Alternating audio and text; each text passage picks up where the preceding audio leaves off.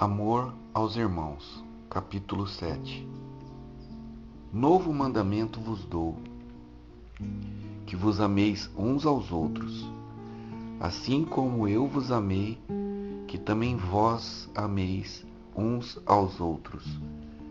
João 13, versículo 34.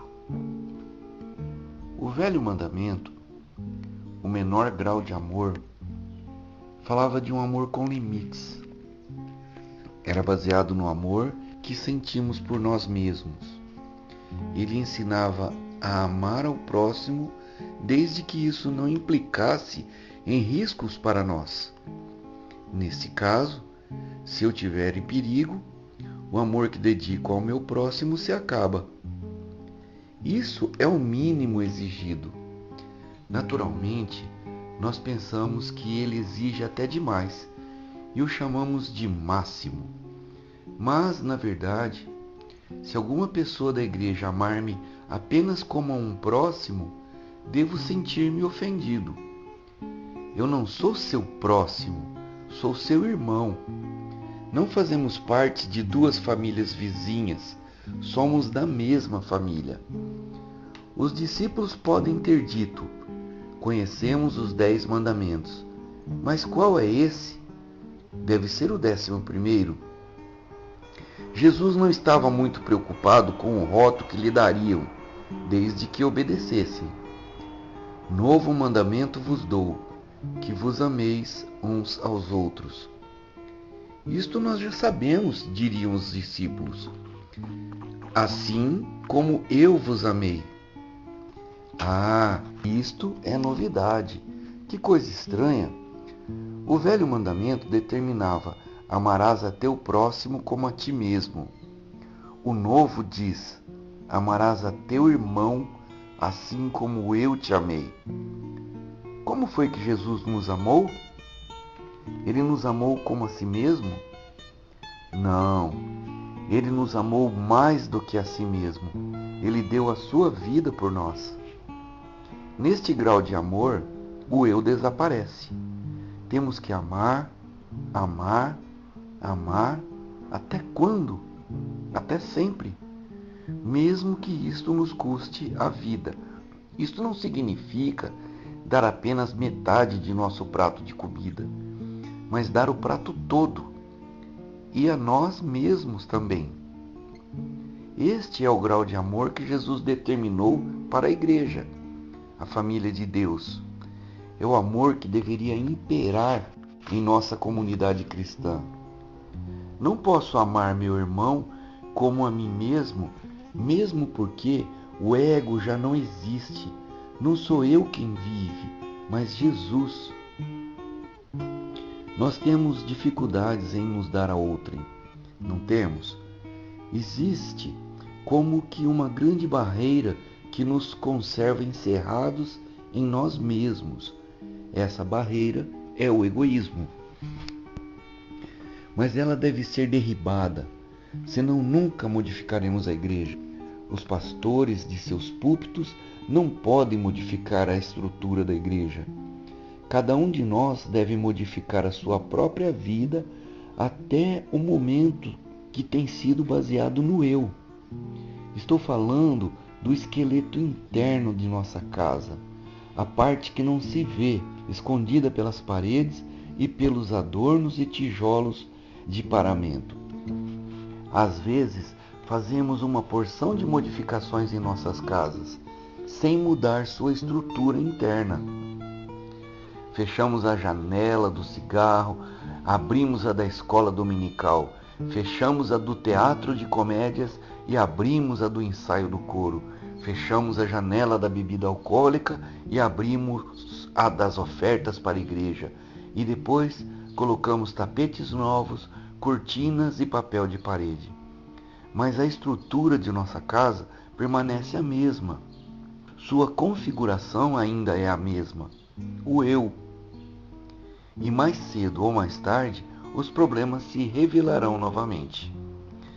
Jesus não quer apenas cortinas novas e janelas abertas. A cruz significa morte para a antiga estrutura. Ela derruba a casa e começa tudo de novo. Existe um cântico evangelístico que diz o seguinte: deixa teus fardos ao pé da cruz e sê livre, pecador, sê livre. Mas isso não basta. Livrar-se do peso do pecado é bom, mas se o ego sai disso ileso, não adianta nada. Na cruz, temos que passar por uma experiência semelhante à da deflagração atômica, uma experiência que não apenas abale a firmeza de nosso fardo de pecados, mas que também destrua a estrutura do ego. Ela deve ser substituída por uma estrutura em forma de ser, isto é, Cristo. No batismo, não é apenas o cigarro, a bebida e o jogo que ficam sepultados sobre a água. Nosso povo precisa compreender isso. Quando uma pessoa sai da água, ela está deixando para trás a si mesma. Ela acaba completamente. Agora é um ser totalmente novo que inicia uma vida de obediência. E isso deve ficar bem claro. Nós, os pastores, às vezes dizemos que devemos ter mais comunhão uns com os outros. Nós gostaríamos de nos avistar com o pastor da igreja metodista, da presbiteriana, com o padre local e assim por diante. Mas depois reclamamos: ah, eu não tenho tempo, estou muito ocupado com o meu ministério. Somos uns grandes mentirosos. Temos tempo, sim. Temos 24 horas por dia, como qualquer outra pessoa. Por que não sermos sinceros e dizemos: eu tenho tempo, mas está todo tomado com meus próprios interesses? Pelo menos dessa forma, não estaríamos sendo hipócritas. Estaríamos definindo nossa vida como ela é, centralizada no ego. Quem pode obedecer o novo mandamento? Quem pode amar os irmãos como Jesus amou? Isto é possível. Jesus espera que nós obedeçamos. Ele deu esse mandamento a você e a mim. Temos que arranjar tempo para amar os outros. Havia um estudante em nossa igreja que parecia estar sempre ocupado. Todas as vezes que eu o abordava para pedir-lhe algum favor, ele dizia: ah, desculpe, pastor, mas eu não tenho tempo. Estou estudando e trabalhando 8 horas por dia. Por aí o senhor vê que não posso fazer mais nada. Eu posso vir aos cultos uma vez por semana, mas o resto do tempo estou muito ocupado. Certo dia, ele se enamorou de uma jovem e, de repente, arrumou tempo para visitar a namorada 3 vezes por semana. Como foi que ele conseguiu isso? Eu não sei, mas foi o amor que fez o milagre. Quando dizemos que não temos tempo, estamos apenas revelando o nosso próprio egoísmo. Estamos dizendo que todo o nosso tempo é empregado na edificação do nosso pequeno reino particular. Mas se estivéssemos para morrer, teríamos para os outros todo o tempo que fosse necessário.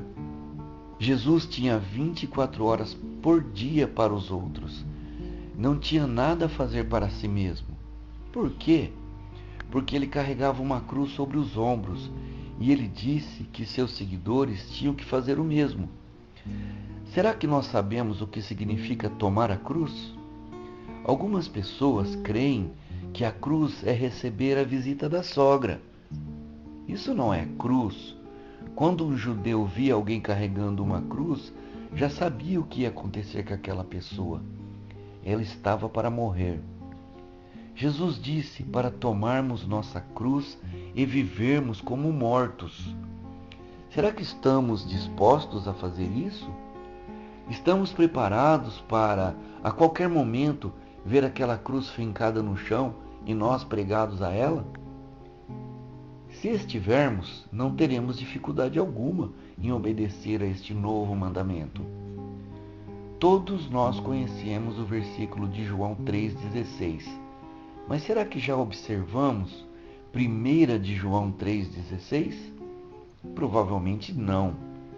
Esse versículo não pertence ao Evangelho segundo os santos evangélicos.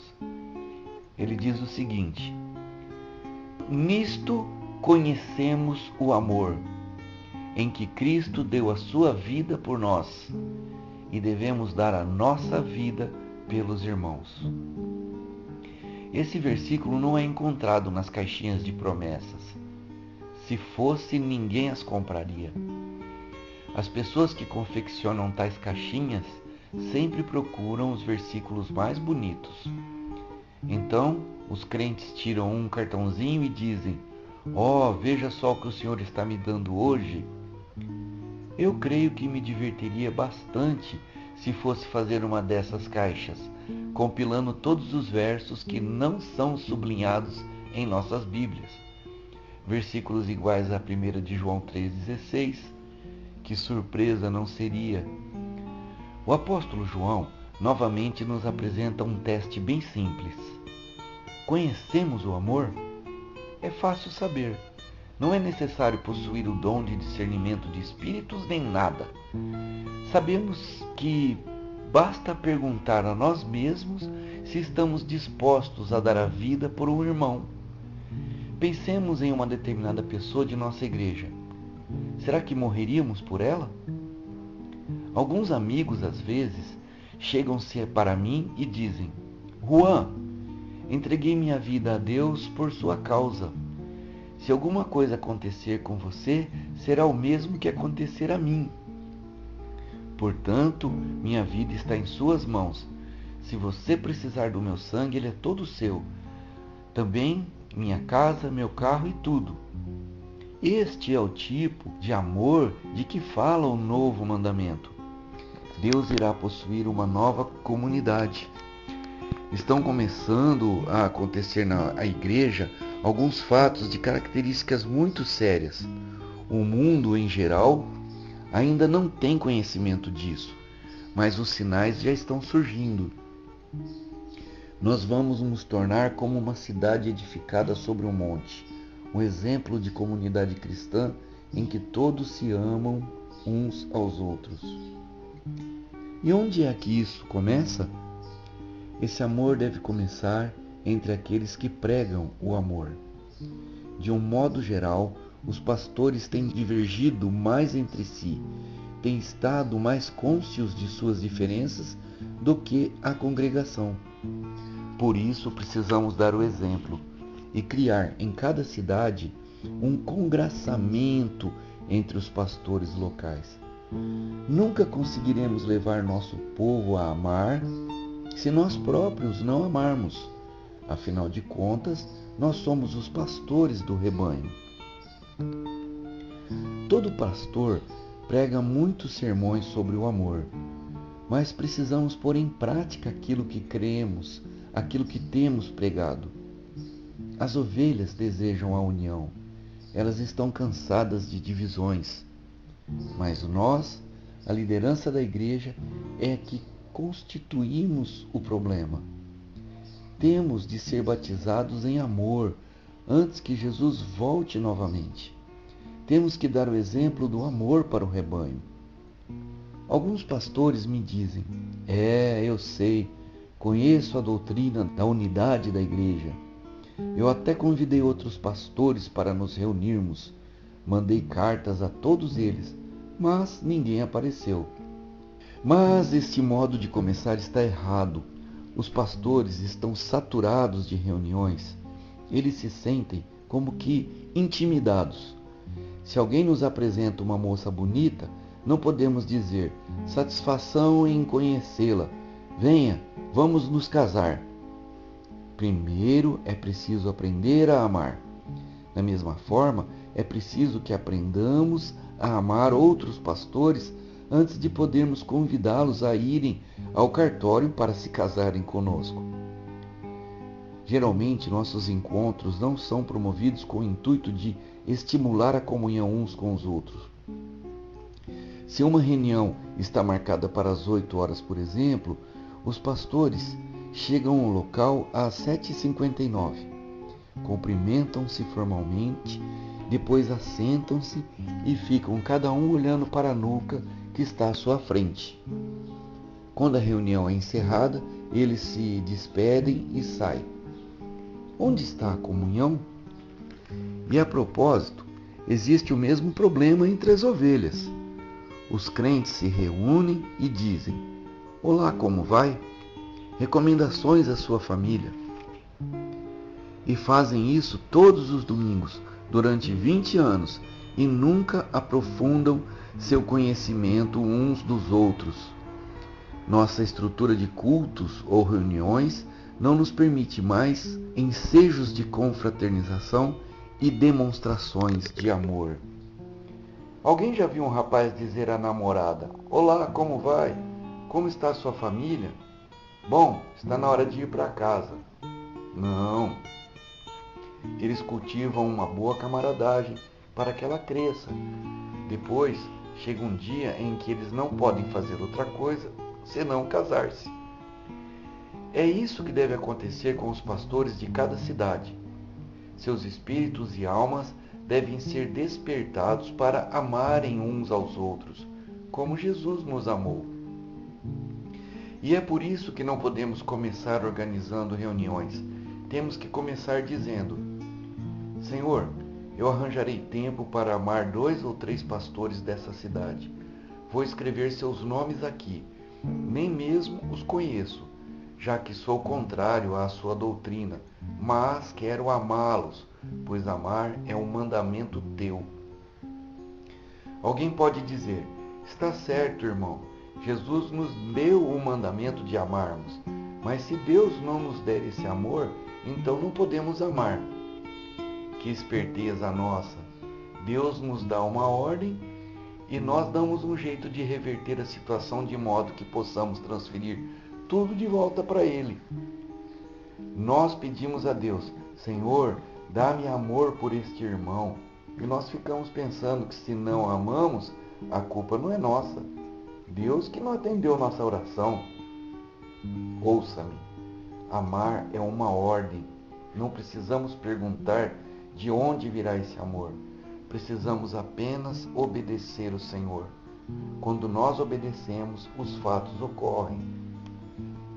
Como é que eu começo a amar os 2 ou 3 pastores cujos nomes escrevi? Primeiro, começo a orar diariamente por eles e faço isso durante 1 ou 2 semanas. Procuro saber se eles têm familiares e parentes, procuro saber seus nomes e oro por eles. Oro pela sua esposa, pelos seus filhos na escola, passo pela casa e digo: Senhor Jesus, abençoa este lar. E quando finalmente começar a amá-los, faço-lhes uma visita. Bato a porta com o coração cheio de amor. Olá, aqui é a casa do pastor Smith? Sim, sou eu mesmo.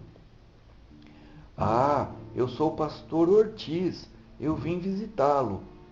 Ele ficará um pouco espantado, mas não faz mal. Entre, diz ele. Por que resolveu visitar-nos?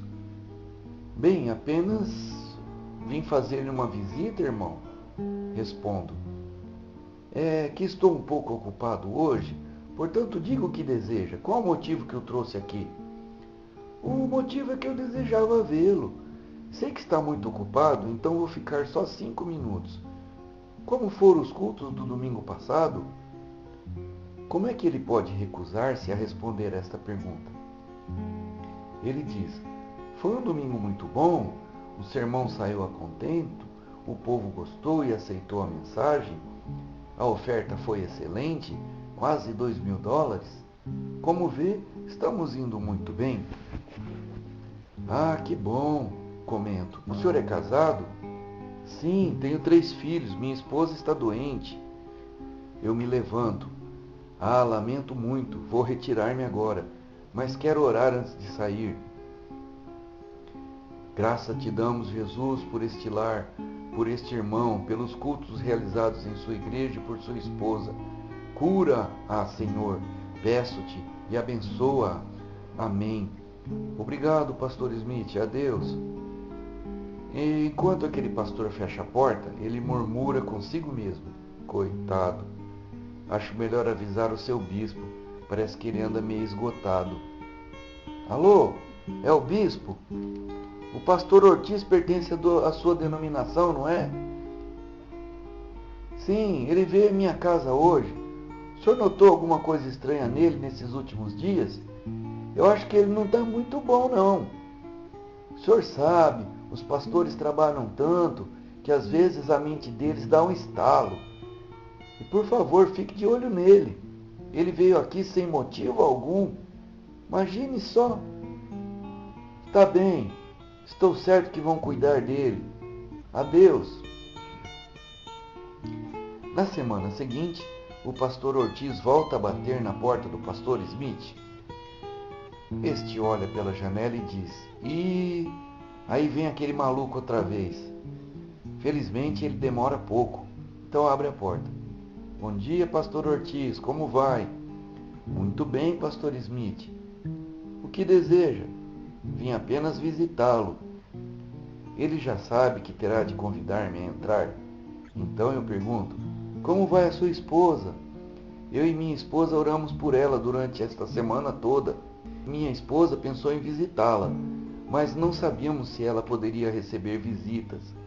Mas mandou-lhe uma lembrancinha." "Ah, muito obrigado. Diga à sua esposa que ela poderá vir se quiser."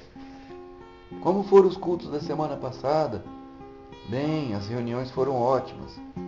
"Bom, irmão, vamos orar porque eu vou retirar-me." "Graças te damos, Senhor Jesus, porque a esposa desse irmão está melhor. Amém." "Adeus, irmão." Na semana seguinte, novamente eu bato à sua porta. Na quinta vez que o faço, ele já está esperando. Mas o passo seguinte ainda não é convidá-lo para uma reunião. Convido-o para jogar golfe comigo ou para vir à minha casa para tomar um sorvete. Ele pode ser contrário à minha denominação, mas não pode deixar de gostar de sorvete. Eu o amo. Após a partida de golfe, e depois que ele vem à minha casa, e depois que ele convida a mim e a minha esposa para irmos à sua casa, então podemos considerar-nos amigos. E eu já conquistei a sua confiança. É então que lhe falo de meus interesses em que os pastores da cidade se tornem verdadeiramente irmãos e se amem uns aos outros. O amor é o cavalo que puxa o carroção da fraternidade. Não ponhamos o carro adiante dos cavalos. Primeiro que haja amor, depois falamos de nossos sentimentos. Isto é muito difícil. Jesus disse que nós tínhamos de entregar a vida em favor dos irmãos. Ir visitar um irmão pastor não é dar a vida, é apenas o começo. Depois que essa prática começa a operar entre nós, os pastores, ela se espalhará rapidamente entre as outras partes do corpo de Cristo de nossa cidade. Mas é preciso que comece conosco. Temos que enxergar os outros com os olhos de Jesus. Quando Jesus olha para a nossa cidade, ele vê pastores e ovelhas, todos como uma unidade apenas. Se tivermos em Cristo, veremos as coisas do mesmo modo. Nem todos nós temos a posse das doutrinas certas, mas isso não impede que Jesus nos ame, nem deve impedir os servos de Jesus a amar. Houve um homem na minha antiga denominação que algum tempo atrás se tornou meu inimigo. Disse que eu estava sendo desleal para com a igreja e eventualmente ele começou a odiar-me. Durante uma reunião de uma convenção, dirigi-me para ele, dei-lhe um abraço e disse: "Olá, como vai você?" "Não me abrace", disse ele entre dentes. "Não gosto de você." "Mas eu gosto de você", respondi. "Você não pode amar-me porque eu sou seu inimigo", retrucou ele quase gritando. "Glória a Deus", respondi. Eu não sabia que você era meu inimigo. Mas isso é bom, pois assim tenho uma oportunidade de amar um inimigo. Obrigado, Jesus, por este precioso inimigo. Sabe de uma coisa? Um ano depois, eu estava pregando em sua igreja. O amor é a arma mais poderosa do mundo. Jesus conquistou o mundo pelo amor. Nós também faremos o mesmo.